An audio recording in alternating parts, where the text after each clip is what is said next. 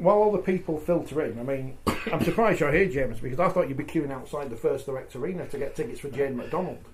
Oh yeah, she's announced a new tour. Yeah, we've not bought tickets yet, but we might do. VIP. It's November next year, you see, so I was hoping it might be a December show, because that would be the Christmas show, which was good the last time I saw it. Talking of Christmas, Warner Works. The official sponsor of the in program. certain shops now. Welcome to the Robert Hicks is here. You shamed me into it, didn't you, last week in your podcast? You didn't really, but I was listening to your podcast and realised that I'd said it'd come on this week, and you then said, I can't tell you it is because he's not confirmed like I promised he would. And I still haven't told people who it is, so they're going to have to tune in and find out now. Before, while the people start to tune in and before we ask you all the important questions, the Golden Boot, Phil, you only have to play like one decent game and you get on the shortlist. It's the longest shortlist. Yeah, or the long list. Sorry, the long list, not the shortlist. It's oh well, never mind. What's the announcement? After the wheelchair game this weekend, because their nominees can't go in until then. But I think we all know it's New Zealanders are going to win them all, aren't they? Apart from the wheelchair. Yeah, they're not going to win the wheelchair. But the men and the women. Yeah. Well, this whole KO been able to get a tweet out of it about Mikey Lewis, so he could have won the Golden Boot based on one game. So, because our friend Thomas Shoemaker from Germany, he wasn't allowed to win it. From the Netherlands. From the Netherlands, not Germany. He wasn't allowed to win it, so... Because his test match wasn't deemed to be worthy enough. No. It was a senior international match, wasn't it? Well, it probably weren't called senior internationals then. Josh Shane Robbins asking, why didn't Leeds Rhinos wheelchair players get medals for winning the League Leaders Shield? When the first question wasn't... I didn't envisage it being that. Well, no, I wasn't going to ask him. But of all the difficult things you could ask him. Yeah. I didn't know they didn't. There you go. Yeah. What's your job, Rob? Just before people steam in and decide to slag you off for everything to do with the RFL, what's your job? So it's basically look after anything that everyone slags off on Twitter. Oh, that's fair enough. Pretty much. Yeah. Right, fixtures, disciplinary, regulatory, all those kinds of back house. So welcome to the 4-hour edition of... I mean, Phil's straightening here. Not this Phil on the internet. What's the collective noun for a group of referees? Can't say that. Can you swear? Yeah, no watershed. You can if you want. A bastard of referees then, shouldn't it? A bollock. It's a bit harsh, isn't it? How was last week? Quite another quiet week at the Rugby League. Quieter. Did someone ring you up and say we're not coming now? They didn't ring me. I was away when it all came off. I was on a stag do in Benidorm for 4 days last week, so I managed to avoid that one, thankfully. How is an interesting week in Rugby League? How is life at the Rugby Football League? Could get deep here, couldn't I? I'd certainly be refereeing. Well, I was going to ask because it's a question that everybody asks me. Who's the head of referee? No, not that. We'll come to that. Obviously, you finish at the same time as me. So, do you miss being on field? There's the question that you probably get asked all the time, isn't it? Yeah, it is. It's interesting, isn't it? Because I think you, like me, decided you were finishing at a certain time, and I was always adamant that I would finish on my terms when I did, and that was why I'd taken a step back the year before, and then I pretty much knew that when I went out to referee New Zealand and Ireland, because everybody knew who was getting games in that World Cup, it was pretty much, I don't want to say it was sewn up in terms of, but they rank the referees, don't they? So I knew that New Zealand and Ireland would be my last on-field refereeing performance. And have I missed it in the last 12 months? Probably not. Because I've been too busy. I was going to say, exactly. Short of work. I kept saying for 3 months after I finished, I kept saying I'm going to start training again, and then still not training now, and it's 12 months on. So I need to start doing something like that just for my own health and well-being. But I've missed the odd thing. I was at Wembley, I was at Magic. I think you miss those occasions, don't you? Because when you go and you're not involved, it's a bit different. But I don't regret retiring because I decided that was what I wanted to do. Yeah. So what's been your biggest successes and your biggest challenges in the last 12 months, do you think? Oof. That's a rephrasing of probably your question. So how is Rugby League in 2023? And quite a phrase of the Chancellor at the weekend. I think we talk the game down a lot. I think we're all good at talking it down. There are some green shoots there for us, but there are some huge challenges and some opportunities. I think the off-season's going to be very challenging for some clubs, for the governing body, for the sport generally. I think we've got a number of issues that are coming up on the horizon that are massive. Competition structure. Have we got the right number of clubs? Are they at the right level? Brain health. Have we got the right reaction to the ever increasing knowledge in that area? Officiating of the games, is it the right level? Have we got that to the place we want it to be? Quality of the game, have we got the right number of players playing the game for what we're trying to achieve? Is grading going to work? Ultimately I think grading, everybody heralded grading 12 months ago, and then they heralded it when they saw the actual plan, and then what then happens is everybody sees how it really looks, and it only told you what everybody really deep down knew, and all of a sudden everyone goes, oh, not like that. And, but everyone hasn't. I mean, one of the things that Brian Noble says in his column in the new issue of Forty20 magazine, out now, obliged to say that at least 6 times, there isn't a leader of the opposition. That the little pockets of people saying, is this right? But actually, for a rugby league rolling out a different way of thinking about the game, it actually hasn't had a huge degree. Well, not publicly, opposition. but it may be behind closed doors. But the only people who would be... Which would be unusual for rugby league, because it's normally publicly, not behind closed doors. First. But the only people who would be complaining about it are the people that have got something to do in their own club to put their own house in order. Yeah, so I think grading's been the biggest success of our last 12 months for a number of reasons. It got 90% of the vote. I've never known a rugby league decision take 90% of the clubs with it. Even the clubs that said no sort of got it. And even now, actually, when you listen to the people who are critiquing it, they're not the ones critiquing it. They sort of said, well, this is what we said it'd be, and you voted for it, so get on and deal with it. And actually, rugby league has a big problem with itself of always wanting to react to it immediately rather than thinking strategically and long term. And IMG is a 12-year partnership, and so far we're 12 months into that partnership, really. Grading is its first big test. And what are IMG doing? And they never said they were going to do anything immediately. They've done a lot of things behind the scenes. Digitally, the grading stuff is all about long-term growth. And if clubs buy into it and don't continue to think, I need to spend £550,000 more on the field to get into Super League, perhaps if they put £250,000 off field, these wealthy owners that are investing, perhaps they'll see some investment back. But financially, the game is in a challenging position. In terms of governance, because that gets talked about a lot, which is a word that never gets defined, but clearly comes under your remit.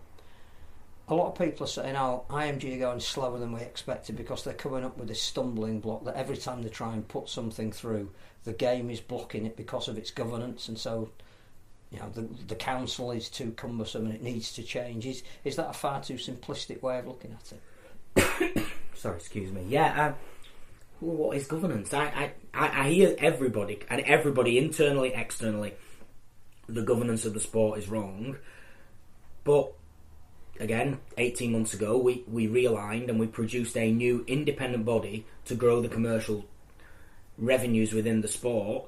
They were never going to do that overnight. There was no magic bullet to going from having 40, 50, 60,000 people at major events to 80, 90,000 and going from 120, 130,000 people watching on Sky to 500,000. These things take time. You've got to put effort into them and you've got to invest in them. So is the governance structure right? Probably not, but it's never right anywhere. A little bit of it's more about communication. And back to my point, that the two biggest things that will happen in the sport in the last 12 months and in the next 12 months are the recommendations regarding brain health that go to the RFL board this week, and grading. Grading has got through with a 90% majority, and on the internal stuff we've done on the recommendations with our clubs, with our coaches, with the players, the match officials, we've told the story and people understand it. So I think if you communicate rightly and correctly and at the right level, you'll get the right answers. But look, I'm not trying to pretend it's going to be easy. But should that Rugby League commercial board now be making the decisions? Or should it still always go back to a Rugby League council chamber, which becomes a bit of an echo chamber? And not everything goes back to council. So Rugby League... But the major decisions... Yeah. Grading went to council because it was a change to the rule book and the legislature that's around that creates what the league's structure is. But Rugby League Commercial don't have to go there. I think everybody now knows Summer Bash. That wasn't a decision that went back to the clubs and said, do you want this or not? Rugby League Commercial Board made a decision on it. Now, prior to that, you have to engage with the people who it affects and see what their views were. And their views are important when you make those decisions. But ultimately, they made a decision because commercially they needed to move on from it. So will they make a similar decision about dropping Luke fixtures and Magic Weekend, which again IMG unveiled, 18 months ago, but won't happen in 2024? And the other one was the Challenge Cup revamp. Yeah. And I think they're interlinked. They are interlinked in terms of linked to brain health in a way. You can only play so many games, almost so many weekends in a season. You've got to have gaps between fixtures. But I think there'll be a difference in 25 from 24. You've got to remember that the TV deal landed in September. There was a cut. Clubs had to readjust budgets. They'd already signed players. They can now start to readjust that. That's kind of what we hinted at last week, wasn't it? We've kind of felt that 24 was almost, we need to get through 24 to get to 25 to see what the changes that might come from there. So I don't upset the Castle fans who will no doubt ask, when's their indicative grading thing going to be sorted out? Because they keep tweeting the RFL saying, when are you sorting this out? So their indicative grading is out, isn't it? It's public. The scoring but it was wrong. The scoring was publicly put out there, and then subsequently things have happened, and there's a process ongoing. I think that will resolve imminently. It requires a board decision, and the board have a meeting this week. So one would presume that on the back of that will come, but then it has to be communicated to Castleford, and Castleford have to then understand it and agree a communication plan. And ultimately, why would we put that out to spoil the noise around what are big commercial opportunities this week to talk about Magic, World Cup Challenge, fixtures for Super League, which are all things that actually will put people on seats next year, not what will please or displease proportions of fans. Well, I suppose coming out of that story is one of the reasons for doing the scoring at this stage was it's a bit of a dry run, and we'll all learn lessons from it for going forward for next year. So I guess what are the lessons learned, and if a club is not happy in 12 months' time with the grade that they get, is there an appeals process? I'm conscious that then for the following season, if you then delay a month for that appeal to be heard, to then, do you know what I mean? I think that was the whole point behind a lot of what went on. So there's a reflection and a review going on, which is interlinked to the decision, because ultimately the decision has got some, the facts behind the decision and the decision have some learnings in them for Castleford, for other clubs, and for the RFL itself. My gut feeling is, and it's a gut feeling, it's a board decision this week, and this is all part of the same process. We'll then go to council and announce this in December, I assume. But I think once you get to announcing grading, that's got to be the grading score, because teams will then start reallocating budgets, etc., etc. You can't get to an appeal after that decision.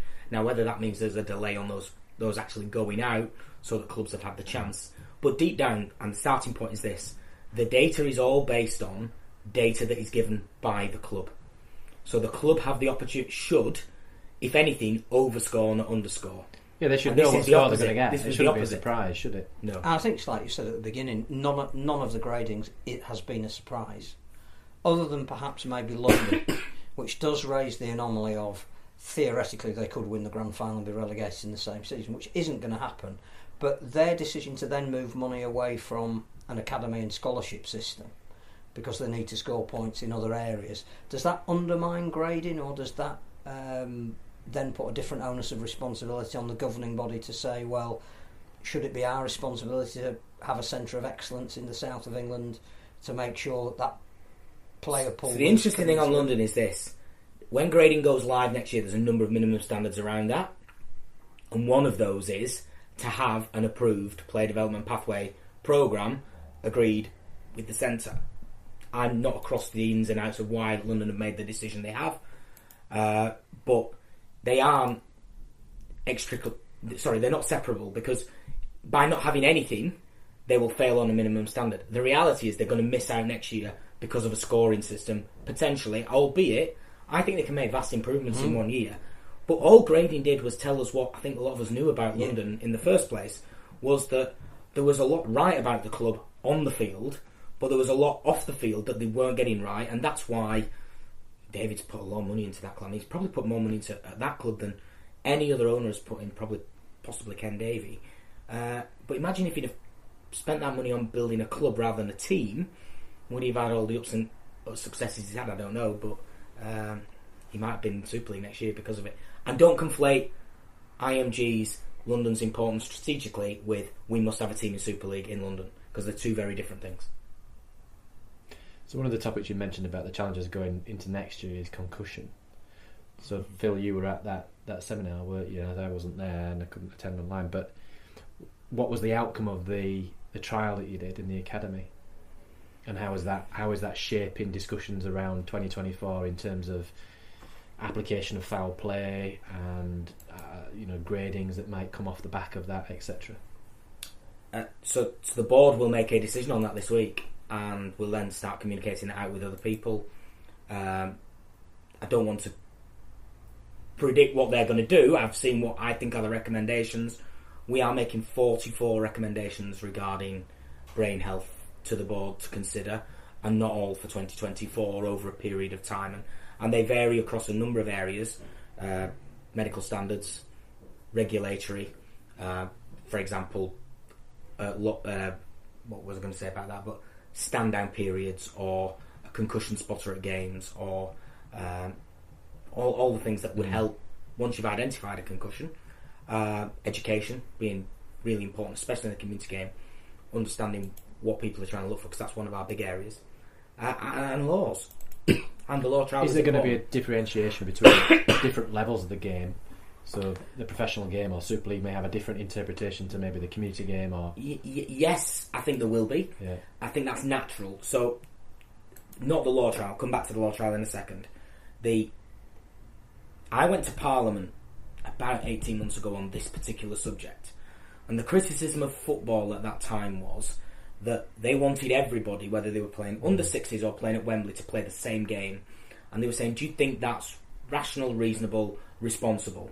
And deep down, I think that's what Rugby League has to start to accept, is Rugby League at under 60s has to look very different to Super League, and even to a Saturday afternoon on Roundhay Park. You just can't have... Yeah. There's different standards of everything. At a Super League level, there'll be a video referee at every game, with the best referees in the country, with a video referee can help him identify foul play, with 3 doctors, 2 physios, all them off trained, and an potential independent concussion spotter if we can approve that this week.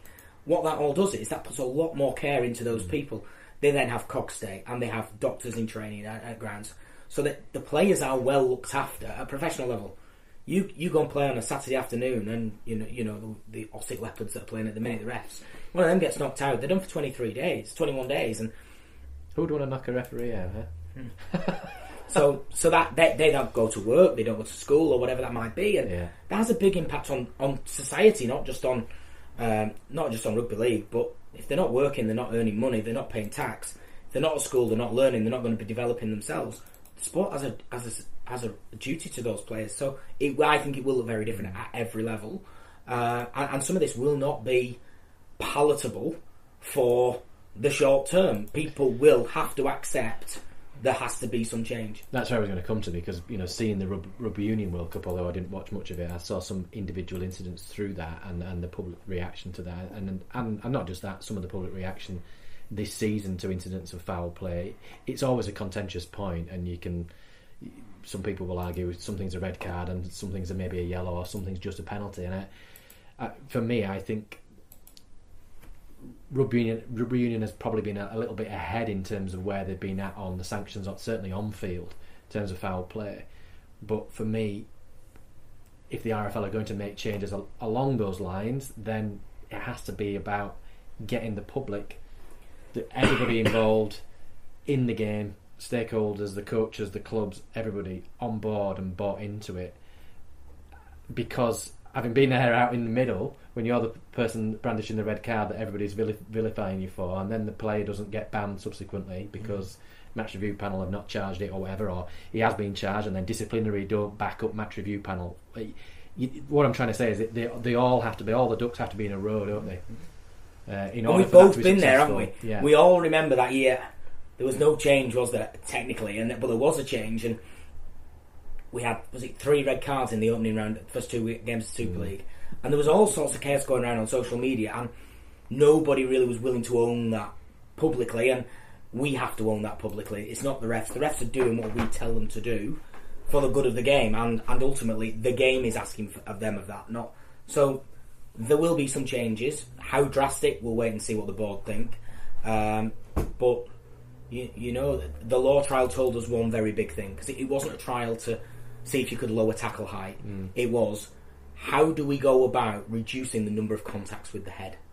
And unfortunately, in rugby league, there is too much contact with the head and neck of a ball carrier, and 80% of our concussions are caused when the head or neck of the ball carrier is impacted in the initial contact. So when the data's telling you that, there's only one way you can do it. Absolutely. And they've got to respond to it. Now, I think we've taken a stepped and responsible way of doing that. What the law trial didn't allow, though, was any discretion from a referee. It was literally black and white. They penalised 40% of incidents in the last 2 rounds of the trial, so they were knocking on pretty high. Yeah, I mean, one of the ways that I like that rugby union operate their foul play, particularly with the video referees, it's a very structured and transparent system, and that's, you know, what I think rugby league could learn from. And I'm not saying they then convince the public necessarily, but at least people can understand, in the same way when a video referee talks through a decision on a try or a no try situation, at least people can understand the rationale for that decision being arrived at. And I think that 2-way process between the referee and a video referee on foul play, and it being open and transparent for people to understand how they've arrived at a decision, I think again would help that. I don't know whether that is something that the RFL could look at with the technology that you're going to have with video referees at each game or not, but it would be good to see. So moving that debate on a little bit as well, the rugby union players' class action is probably going to be heard initially this week in the High Court. Is there any contingency rugby league can have for an impending financial tsunami on the horizon? Are you confident in the research that you've seen that we have mitigated ourselves as much as we possibly can? Well, we've got our own class action. Yes. You know that we'll move on once the rugby union one does, and I think eventually there'll be a move to either produce a class action across collision and contact sports, or at least hear the cases together.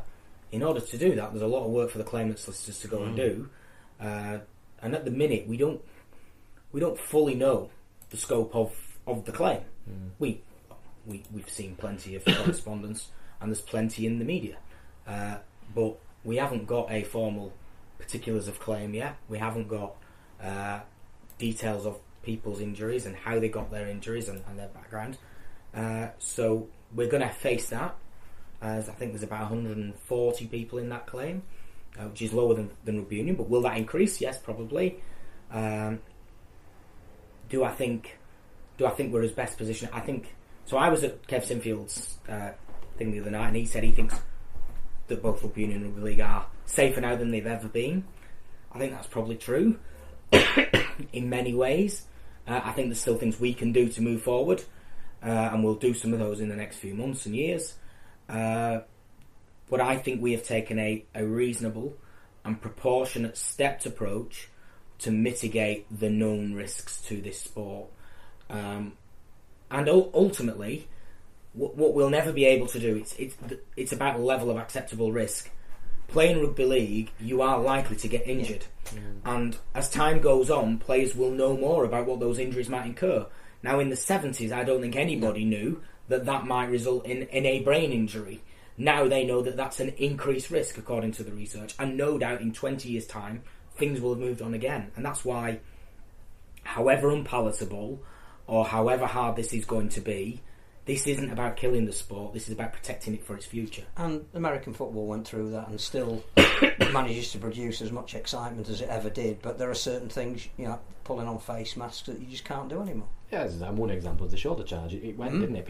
A lot of people didn't want to see it go, but it's not, it's not been the end of big collisions. We've still seen legal big collisions that you can still... And I'll find you some legal big collisions last year that had no head or neck. No, absolutely, yeah. And some of the technical stuff that I've seen in the Rugby and World Cup for head contact is so difficult to see in live play with some shoulder contact that it's not...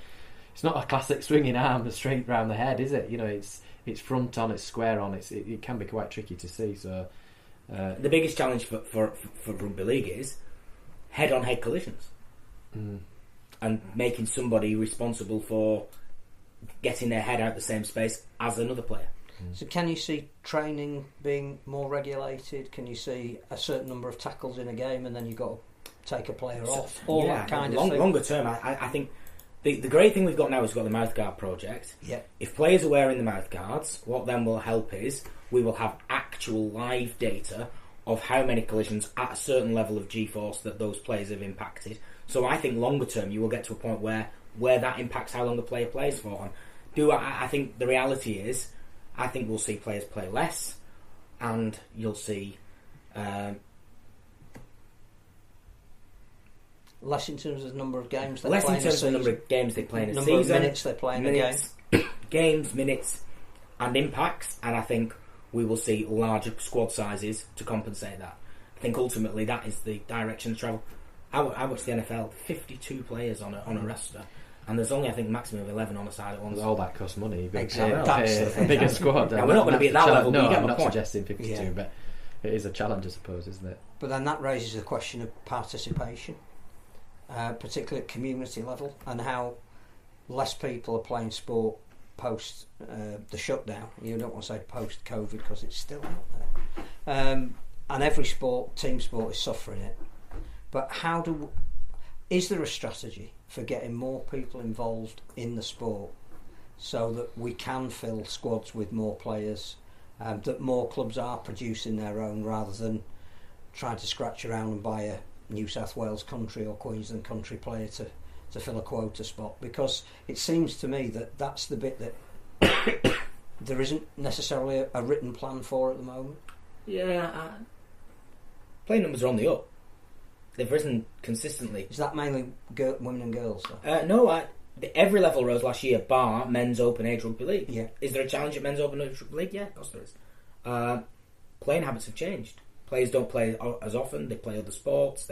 They go out shopping. They go to the cinema. They do other things, and they don't want to necessarily.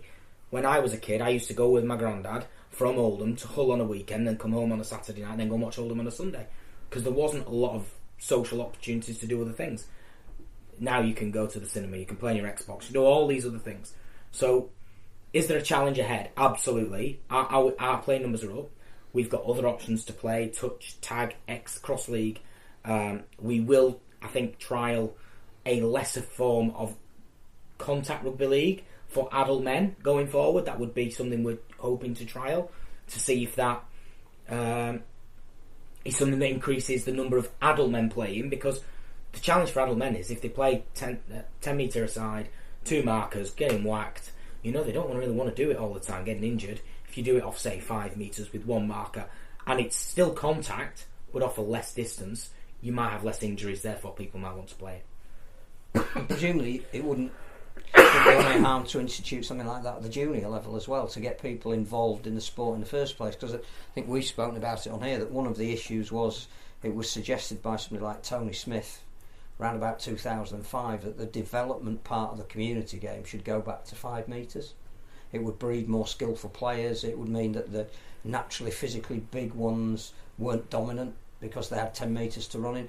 And I did say that about the game will look different. Yeah. From under 6s, under 7s, or under 8s, all these things have to happen. But actually, it was the the head of knock-on effect of referees it, that stopped that last but time. the knock-on effect of it will be better skilled, better athletic, better prepared players, because Jay Field or Bevan French both came from touch. They ultimately are 2 of our iconic players in Super League now. Which again raises a question about, if the pool is increasing, it's also more important than ever that places like London and Newcastle, maybe Wales, Ireland, throw in wherever you want, where we've tried in the past and perhaps not yet fulfilled our potential. How do we ensure that we introduce kids to the game so that we can find the next Louis McCarthy Scarsbrook who's out there in a deprived area of a London borough somewhere? But do we have a policy to A, attract them, and B, a pathway to keep them? And if we don't, or it's not strong enough, whose responsibility is that? And that is all part of that next step of grading and making sure that all clubs have development pathways, have performance pathways. Just take Oldham for example. Oldham have been bought by new investors. They're spending significantly on the field, no doubt. Looking at the squad they've built, it's a tremendous squad, isn't it? But they've started doing ETP work through the RFL, bringing their youngsters down, getting them to train, getting them to do things centrally and do things slightly differently. And we need all clubs to be doing that. And it's a joint responsibility of everybody within the game, including the governing body. And is there the finance to do that? Well, we're financed through Sport England to produce growth within our areas. You look at some of the figures this year; they are tremendous in terms of where they've grown. But there are priorities to be made based on finance. So, moving that argument again, if we're talking about expansion and areas where we want to get more people involved in the sport who currently are, Cornwall not being, or asked to not be in the 2024 1895 Cup, what does that say about a strategy or otherwise on expansion? Clearly, the reason that isn't happening is because the other clubs are saying we don't want the cost of going down there. That's not true. But that's not true. Well, so that's what might come out. But if it isn't, then is it the RFL's responsibility to put out that isn't true? Well, that's not true. Cornwall were asked not to play in the 1895 Cup because the only way of doing the 1895 Cup was either because of the fixture format. Bear in mind, we were in a less than perfect world. We were in a world where we potentially were losing Newcastle, and we'd already lost London Scholars, and League One was going to contract to a size that the League One clubs felt wasn't viable for them as an option. I think as a responsible governing body, talk about governance, it listened to its body of stakeholders and tried to find a solution that gave more fixtures to that constituent part. And what they were saying was that playing each other in loop fixtures isn't going to be totally viable. We want something else that helps us financially, and the 1895 was an opportunity to do something for 2024 to allow a proper, thorough review of the structure in 25, because there'd have been no point trying to do something at the end of 23, in my view, when everybody had agreed where they were supposed to be playing and contracts were agreed for 24. Even as simple as Bradford or Wakefield, they'd worked out squads based on playing 14 top championship clubs, not having to think about going to Cornwall or having to go to Newcastle. They'd worked it out based on that. So it wasn't right to merge the competitions. It wasn't right to then try and jig things around because Doncaster rightly had won promotion on the field. So we had to find a solution, and the League One clubs put forward a suggestion to the RFL that was, if we can't do that, when that got rejected by the Championship clubs, it wasn't rejected just by the Championship clubs, but by the RFL board, because there was too many practical issues with merging those two divisions. We said, come up with what you believe is an option, and they put forward an option around having an 1895 Cup, which I had suggested as a group stage, and you either then had to have 8 groups of 3, which needs 24 teams, or 7 groups of 3, which needs 21 teams. Toulouse don't play in the 1895 Cup. They're an invited club into the RFL structures, therefore they have already agreed they're not playing in the 1895 Cup for 2024. So if we'd have had Cornwall in, we'd have had to find 2 more teams to play in the 1895 Cup.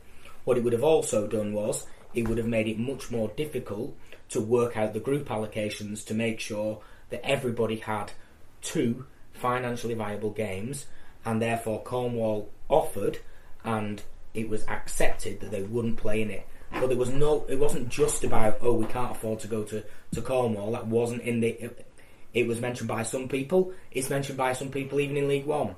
But they didn't get asked to not play in it for that reason. It was more to do with the competition logistics.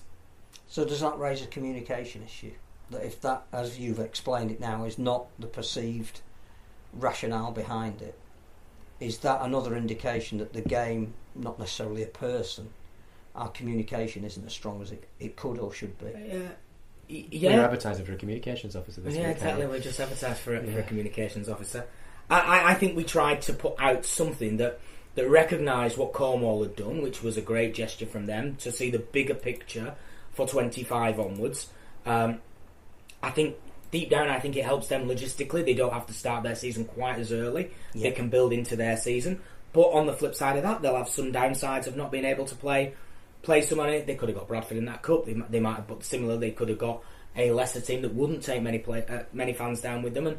And there are costs of those games. You know that there is a cost implication to either of those sides. So should we have communicated differently? Well, possibly. I thought we made it clear though that Cornwall had graciously accepted not to play in it.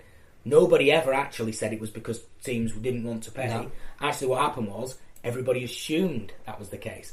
Now, if we had to communicate based on every assumption that rugby league fans have, we'd be writing press releases that are 40 pages long, and that's not really what it was. But to be clear, Cornwall, yes, they did accept not to play in it. They did that, in my opinion, for the right reasons, and we are thankful of them doing that because it made the logistics of that cup a lot easier than basically having to find two other teams to play in it. But the day after, they felt they had to put a communication out because they were concerned that the perception was wrong.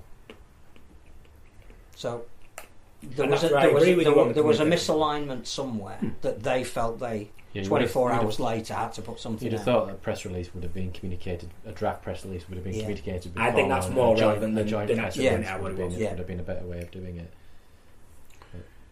I can't get it to work, but it doesn't matter because I can put the video later when it kind of works. But you've all been talking about lots of interesting things. I've enjoyed listening. Aren't you supposed to be contributing? Well, now I was trying to get the bloody internet to work. I don't know why. I don't know. It won't work. It worked last week vaguely. It doesn't work today. I don't know why.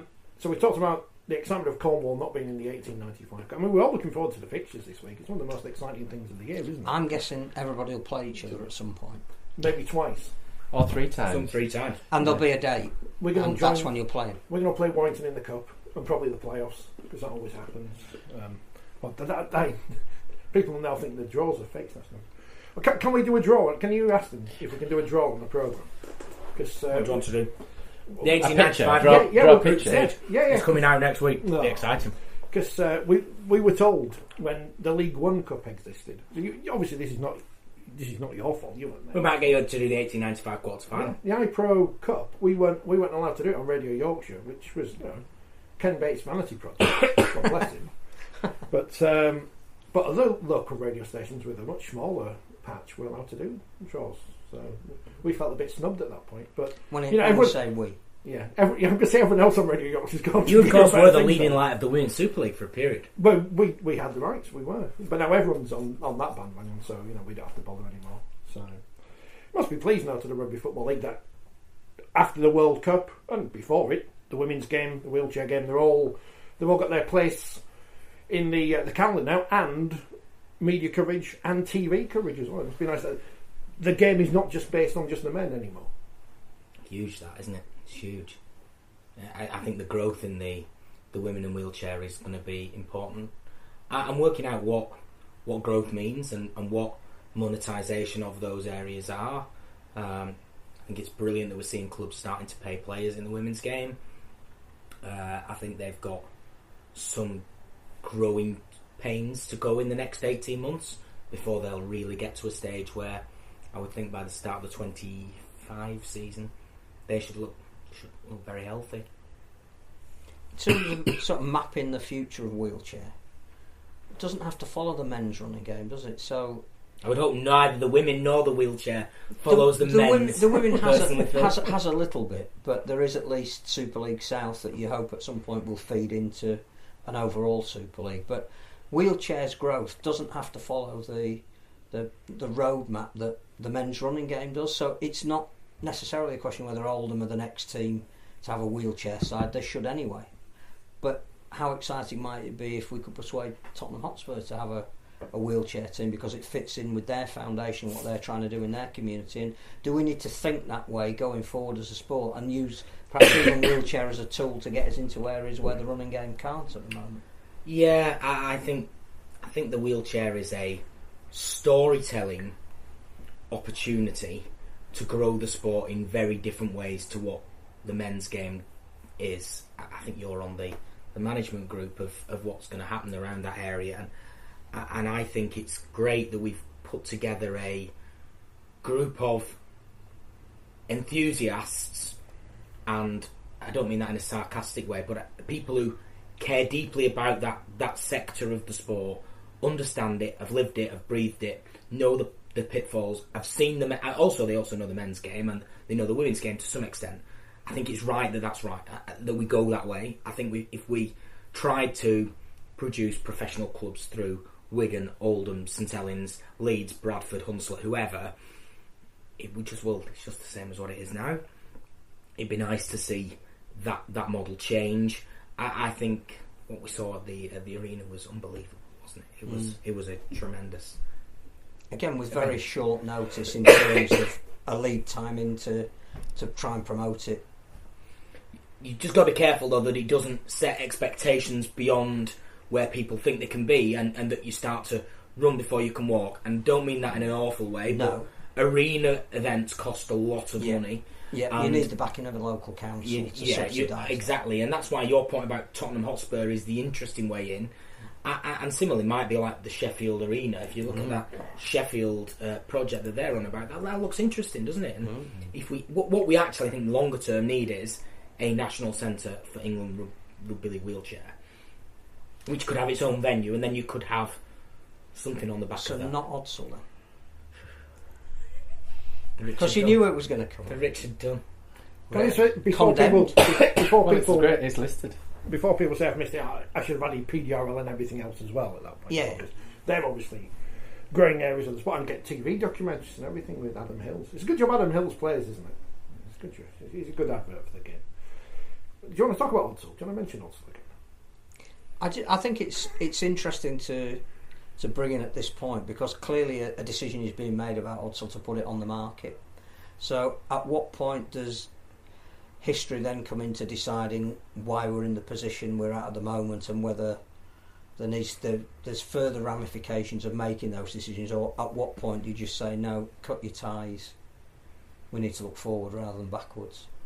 I think we have to see who comes forward with an offer to buy the ground first. As far as I'm aware, it's on the market. I'm not aware of any actual bids. I'm sure there are some interested parties. I think that I'd be amazed if Bradford weren't doing something with the council or with the stock car people and trying to find a way through that. But ultimately, I don't believe you can have, and this is a personal opinion, a club in a ground that's owned by the governing body, which can be affected by decisions that can be affected on people's positions in Super League or not. Therefore, I think it's right on the market. And when do you get to history of why we have Odsal? Well, let's see who comes forward first. Let's not prejudge what comes down the line.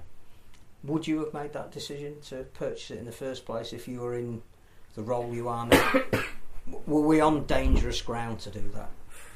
I don't know the full facts, and I think it's dangerous to ever try and think of why did we do that. I mean, ultimately, Odsal was a historical important ground for the sport. So was the Boulevard. And it may have been. Watersheddings, Central Park. But not really, actually, because the Boulevard and Watersheddings and Central Park, they all were sold in very different ways to what Odsal was. They were sold to take people to new grounds. Oldham's never came about, by the way, but the council told us it would. Sounds familiar. So they were all sold as part of different situations, and Odsal ultimately had the largest ever rugby league, record crowd. So would I have made the decision? I just don't know, and I don't think there's much point going back over history and saying, did previous regimes make mistakes? Every regime will make mistakes. I think what's important when you make decisions in life is you make them based on as much information as you can, as honestly as you can, and then at the end of the day you can stand there and look yourself in the mirror and say, I think that was right for the sport at that time. Because we can all look back with hindsight, and it's the best hindsight in the world, my dad used to say, and he's right. We can all look back and say, we shouldn't have done that, we shouldn't have done that. Actually, what we probably shouldn't have done in '96 was spend all the money that we did on players. Absolutely. Because deep down, that's why we are where we are. And that's the richest we've ever been, and didn't capitalise on it. What's happening? There was a project when I was at the RFL. We were talking about producing sort of like a community venue near the Etihad. What's happening with that? That's stalled on the basis of the cost of living crisis. Yeah. The cost of doing that nearly went 6 or 7 times higher than what they were going to be. You can imagine. So at the minute, that's not a viable option. So we're looking at doing something similar, but not with a venue, and having a training hub and moving into those kinds of areas and doing what we do very well. Working with hard to reach communities and making real social impact. That's the project I think we need to look at. Match officials. You were Two one. of them. He was one. I know. Someone actually tweeted it was Phil saying Wasn't me. 2 refs in the room at the same time. Something was had to happen, and it has. Everyone says they need to be better. How do we do that, and how do we sort out whatever issues are with the referees department at the moment? That's for me. Well, I'll ask Phil. How would you sort it out? Yeah. Well, can I Yes. just come in here just we need briefly? we need an expert, so don't ask me. One concern I had about watching the Test series was that I actually felt Christian Wolff did have a point about the ruck speed. I felt the rucks were untidy, and I think it's an area that Super League can do better at. The problem that we've had, and we've discussed it on here before, is that when we have supposed clampdowns, is that 6-7 weeks in, we suddenly backtrack as a group of referees because the heats come on. So I think, and I don't know what the stats are because I don't have access to the stats to compare the NRL versus the Super League, but in my view, the play of the ball is far scruffier and makes it a far more challenging competition to officiate the ruck than the NRL is my view, and I think that would help.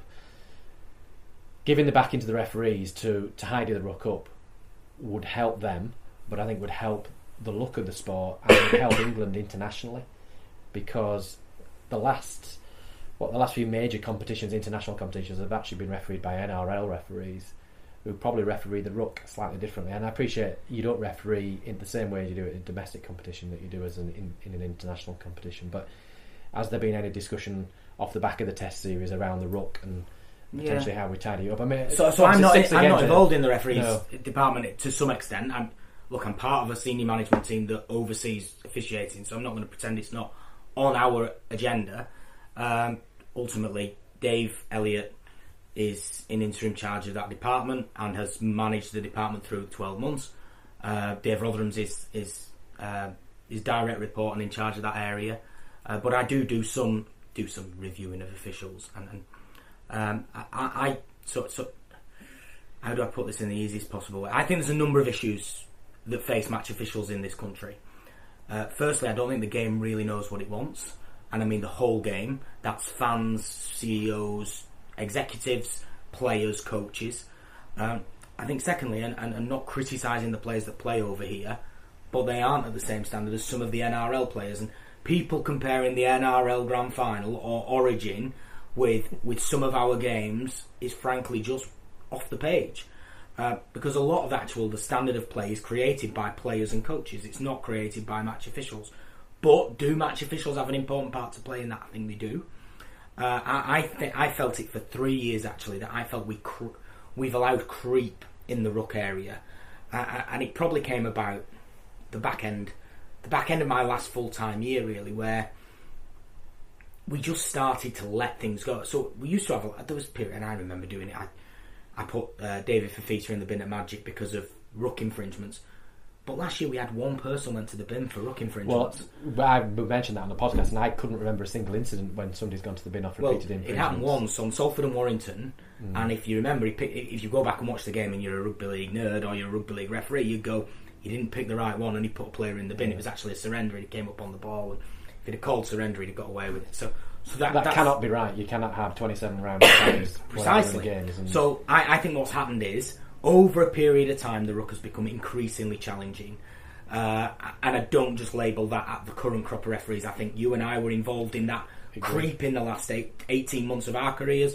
And what used to happen was, we used to get it right at the beginning of the year, do the hard yards. We did used to back off, but actually players did start to buy in as well, and then you just used to have to give reminders as the season wore on. And my final point on it would be, and this isn't bigging up James or we were good referees, but I'm not saying we were world's best referees, but when we both departed, you took away the best part of probably 1,500 games of first grade experience and 600 games of Super League experience, more than 600 games. So that's a big chunk, you know. When you look at the most experienced referee, bar Ben Thaler, now is Chris Kendall, and he's not a 200, and then you've 5 or 6 who aren't even at 100. It's hard to get to that level. Was there a reflection off Tonga? I don't think it was necessarily off Tonga. We had a meeting with the coaches last week. We've got board this week. I think the game's at an inflection point, and I think it's got to change for a number of reasons. And I think one of those around brain health is, if you actually just, for example, get players to stand on the mark and play the ball with the foot, you add about 0.4 to the play the ball. If you add that up over a game, that's probably about 4 play the balls less over a game, which is 4 times less for someone to have potentially been hit in the head. So it's an easy win for brain health. It's 4 less tackles, and I think it cleans a lot of the ruck up. For me, flops are an issue. Are you getting the buy-in? So I know you're not going to go into detail in terms of how those meetings go, but is there a consensus that in these areas, clubs, the coaches, I think the coaches and the refs and the game feels that the ruck needs to be better next year. Now, we've got a bit of work to do to make sure we've got full buy-in, because I think our other criticism would always be, we used to roll this out in February, and in round 1 of Super League it used to be a mess. I think we should be rolling that out this week. Clubs should know where they stand, and on the back of that saying, don't come moaning at us in February because we told you what this was in. And hopefully there's plenty of club visits for referees to go in and referee some of those trial games. The operation of this is going to be very big, but we've not quite got it all nailed off yet, but I think we'll get there. The game has to be better next year. Oh, it has to be better. Just on discipline, sorry Phil.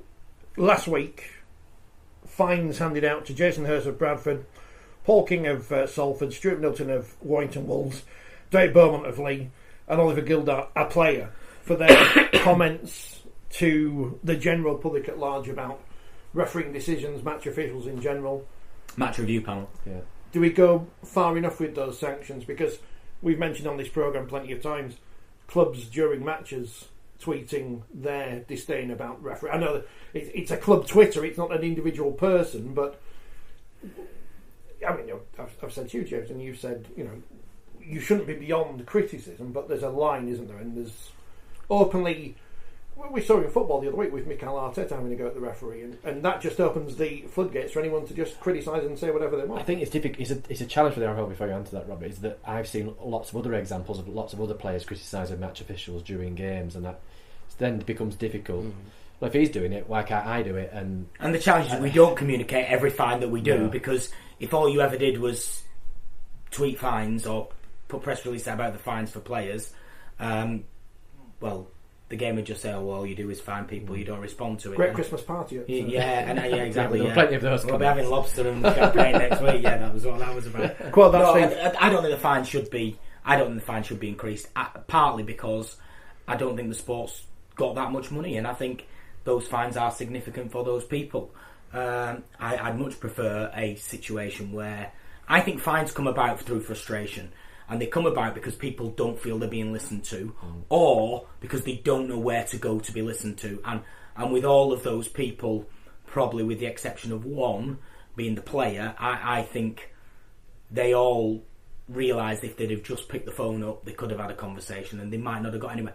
And don't forget, sometimes they do it because it's a way of deflecting away from something else. Well, we talked about the Stuart Middleton one. I know you're not going to name examples, but it's a conscious decision to write a letter and a conscious decision to publish that letter, as opposed to standing up with a microphone and losing your cool and saying things that you think, oh, hang on a minute, I wish I'd probably not said that or whatever. On reflection, that takes a conscious decision to do that, and I questioned it at the time as why he did it, and one of the reasons I felt he had done it was to deflect. I don't think that was lost on the wider Rugby League public, by the way. So next season, every Super League game is going to have a video referee. It's going to be available to be filmed. How much pressure does that put on the referees department? Because you're going to need a lot more match officials who, with experience or not, are going to have to be in the front line. Or do you bring back, I don't know, some recently retired referees, whoever they may be? I could have a video referee, Phil. Don't I? I was the worst video referee ever. I got dropped from video refereeing in my last season, the last few weeks. But are you going to have to expand that pool in a very short space of time? And is the resource there? Human resource.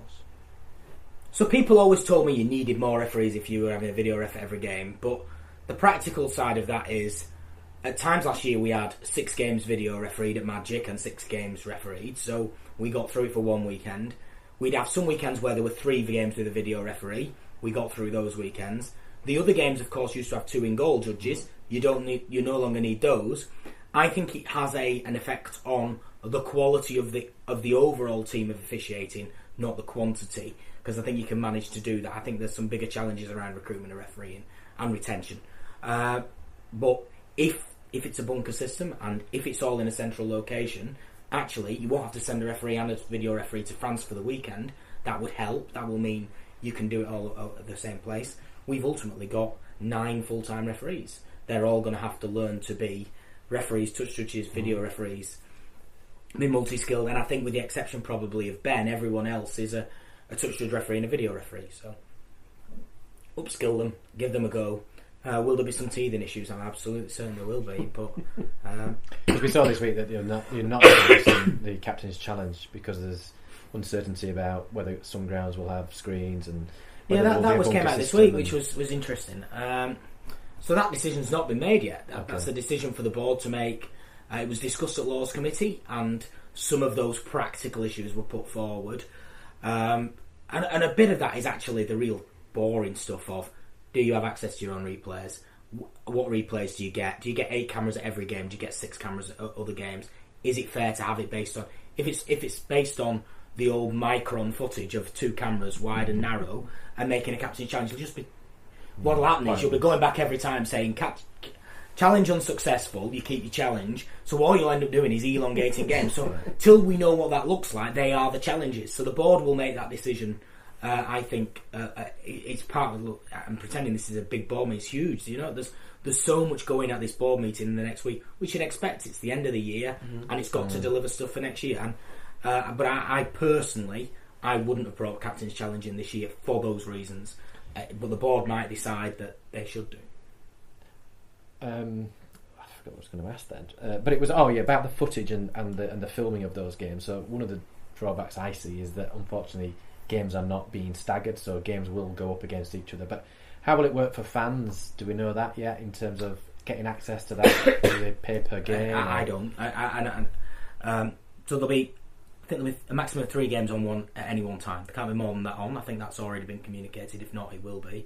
That's not breaching any confidences. That's just the reality, you know. And I'm a big advocate. Actually, I just tried to stagger them. You have 6 over the weekend, but I get that's not ideal, and people don't like Thursday nights, and some people wouldn't want to play Sunday night, and then working out 4-day turnarounds, it becomes impossible. So, but I would have tried to have done 1 Thursday, 1 Friday, 2 Sunday, and 2 Saturday, and then you'd have had the 6. But 3 at any one time. I don't know what the packages will look like. All that will be coming out as part of a big launch of it going forward. Once ultimately Sky and Rugby League Commercial get the whole thing agreed, which I know they're working night and day on at the minute. Terrestrial element still? I would hope so. Because I think everybody's agreed the Channel 4 coverage has enhanced the game, and if there was a criticism, it wasn't the actual coverage, it was the fact that there wasn't enough of it to get continuity. So do you think that's going to be part of the package, that an element of these games now, yes, you want to have it on our league, the clubs and the RFL want to monetise the game if they can, but there has to be an advertising hoarding for the sport, and maybe that's 20 games on a Channel 4 I think you've got to have any TV deal that you do, as in linear TV deal, not digital or streaming, which is slightly different. I think a linear TV deal has to pay money into the sport. If it doesn't, there isn't. I don't believe there is that much uptick in your commerciality by being on a linear channel for free. So if they are willing to pay, and I hope they will be, I would hope we will have a package in France and a package on a broadcast channel that's free to air. I think firstly, they have to pay. Secondly, I know there's those conversations on, but thirdly, none of those would have been available without the deal that's been done with Sky, because Sky have suddenly taken away a significant cost of every game is 10 to 50 grand's worth of cost. Yes, so the cost that, say, Channel 4 were putting on to put the game on, they don't have to pay anymore, so therefore in their budget they would in theory have a pot of money to give to the RFL. Yeah, you would hope. Yeah, but I don't know how that exactly works, because those things aren't always as straightforward. So they pay too much for talent. That's the problem. I was going to ask about internationals, but we'll come back to that. What about the outside of Super League? How healthy is the Championship / League One, which we've been asking for 10 years about League One. What's the point of League One? What's Not it there what's for? the point of it, but what's the strategy Yeah. behind it? Where's it going? Well, it's a competition review is about to start. We announced that when we said what was going to happen in 24. The Championship, though, let's not forget, its crowds were up last year. And I know that people would criticise that the last round of fixtures happened over a weekend rather than all playing at one time. But on the Sunday morning, there were only 2 teams certain of what division they were going to play in the year after. That is with 2 games, I think it was 3 games, left of the regular season. And one of those, by the way, had been relegated only the week before. So let's not... That was probably the best competition out there last year. So every minute now. So Rugby League Championship is fantastic. The clubs in that division are learning to cope with the new world. What's League One like? Well, again, I thought League One was a very competitive competition. I attended quite a few of their playoffs last year. North Wales went on a run, having not won for, I think, the first 8 weeks of the year, to get within 80 minutes of going into the Championship. So you can talk a division down if you like. And what's his strategy? Well, his strategy is it's the 3rd tier of professional rugby league. I think we've got to start to work out what 3rd tier rugby league professionalism looks like. Does that mean deregulate? Does it mean it has conferences? Is it just Division 1 and a Division 2, or Super League and a Championship? Is it Tier 1, Tier 2? All that needs to now start to be debated now that we've got a 3-year certainty of what the TV deal is. The key thing we have to remember here is the market should decide these things. You know, people will either choose to go and watch something or not. You can't keep blaming the structure, the RFL, the loop fixtures, whatever it might be. Clubs are their own business. They need to run their own business like a business and make a profit. Now, you are killing the sport. You're the RFL. You're killing the sport. That's what I keep reading. And we have to help them. We have to help them do that. So we can't over-regulate at every level of the game, you know. And as I said earlier, if you talk about the brain health recommendations, if that means more players playing less, having to wear mouth guards, with doctors, there is a significant cost to being a professional club. Therefore, you then have to start questioning how many of those can you have. With the additional costs and the reduced funding, it's almost inevitable, in my view, that there has to be the cloth has to be cut accordingly, and I don't think it's sustainable for all those clubs to remain. I think that's the challenge that you've seen with Newcastle, isn't it? And I understand they're going to be sort of reborn. Yeah, but when League One was introduced, it was off the back of the Rugby League Conference, maybe, that had formed some teams in development areas. It was announced that there was going to be Northampton, and we briefly had Oxford, and Hemel were going to come back, and Bristol. But it never really happened. And was that because the concept wasn't formally fleshed out enough? Or was that because not enough was done by the governing body to make sure that those clubs were given the fertiliser they needed to flourish? Or is that too simple a way of looking at it? Without wanting to oversimplify it or criticise how those things came about, they ultimately all received a significant chunk of central distribution. And where did all that central distribution go? Did it go on producing routes in the area, getting a fan base and growing a sport organically, or did they spend it all on players and bring them down from the north? But did we have to take away promotion and relegation at the same time to give them time to flourish? But they didn't have relegation at that time because they couldn't fall out of that division. So they could have built that time. And if you look at Cornwall, they have spent a couple of years at the bottom of that division. Last year they won more games than they won the year before. They're building and getting 1,000 people watching. Exactly, and that's a great crowd in that what division. you've got to do. You've got to go and put some development fertiliser down. Not I'm going to go and get 15 of the best players from the north and bust them down every week and play a game. But I mean, I remember the conversations that Ralph was having with the RFL staff about, you know, we're going to go out to new markets to try and get, you know, these clubs like Oxford, etc., to try and grow number of people watching the sport, to grow the TV deal. That was basically the crux of why it came about. But so if the RFL was effectively giving those clubs money, my view, simple view, would have been you can only spend that money on X, Y, Z, which I guess is where we've ended up now with the IMG model. In effect, it's not saying you can't spend money in those areas, but you're getting scored, and therefore, if you've got any sense, and I think that's where we've got to start to look at that competition review. Can't just be about who plays in what division and how many teams do you have.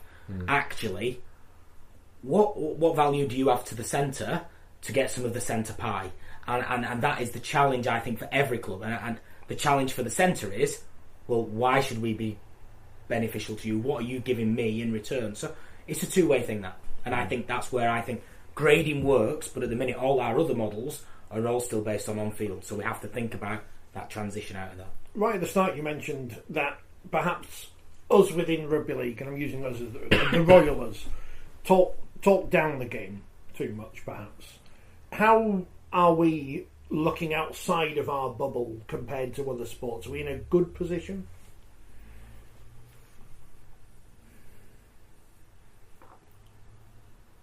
This will be good on the podcast, this bit.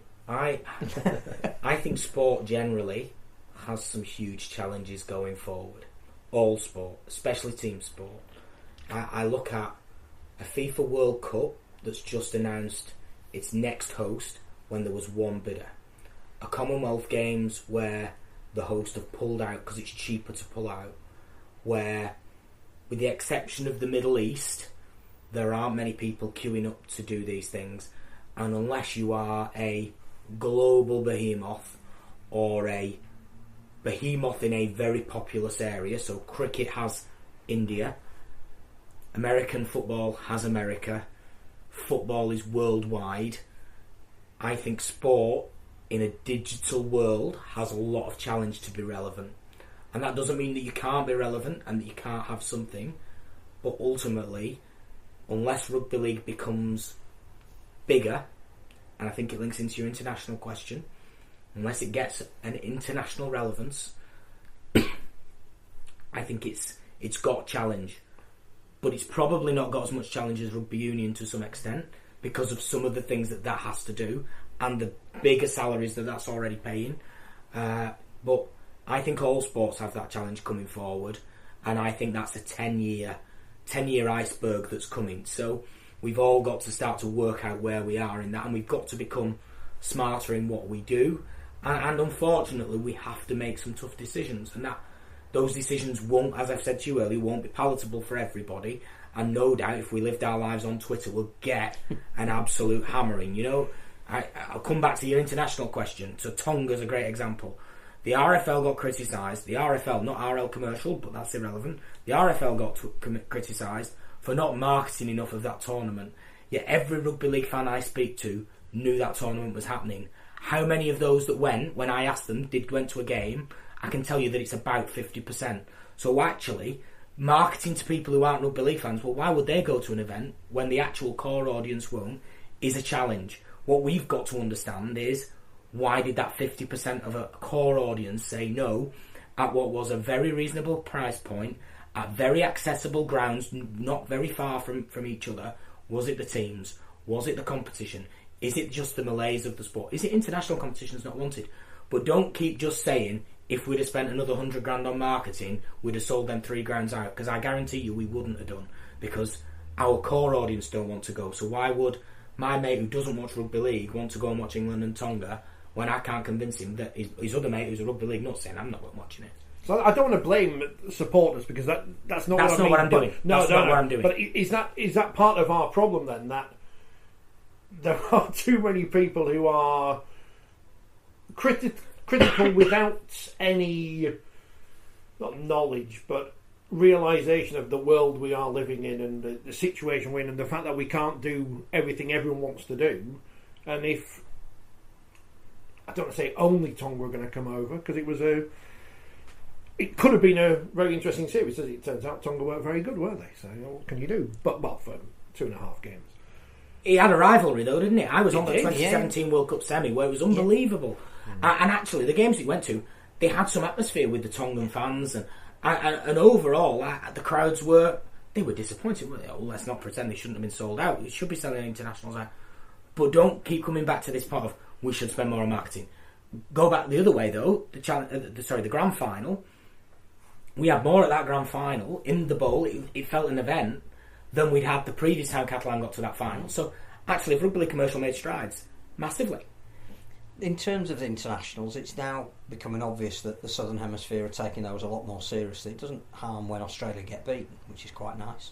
But what they're doing in the Pacific is clearly partly for Rugby League reasons, because 40% of their players now come from there, partly political reasons. They've got government backing involvement for that. It just seems from where we're sitting in the Northern Hemisphere that we're now becoming further and further away from what they're producing. How, if it's possible, do you even bridge that gap? Or make the Northern Hemisphere more relevant? Because if international is going to be a driver, and that I think you're absolutely right, and we've said it in the magazine, we've said it on here, that global you're either global or local. There's nothing in the middle anymore. And if you're going to be global, that has to be run by an international element of your game. And the IRL are going to have some challenge, I think. Yeah, absolutely. If they have now got an interesting debate to have at their next board meeting, having announced an international calendar, yep. And all of a sudden within 6 months of announcing it and trumpeting it, by the way, all parties on that, we've now got a change, a unilateral decision. Okay, so, and I don't know how that'll go, so that'll be interesting.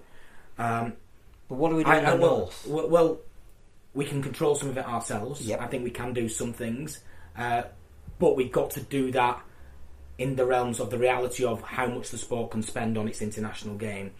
I think there's some things we can do longer term, which might help in terms of potentially. So IMG have some France recommendations.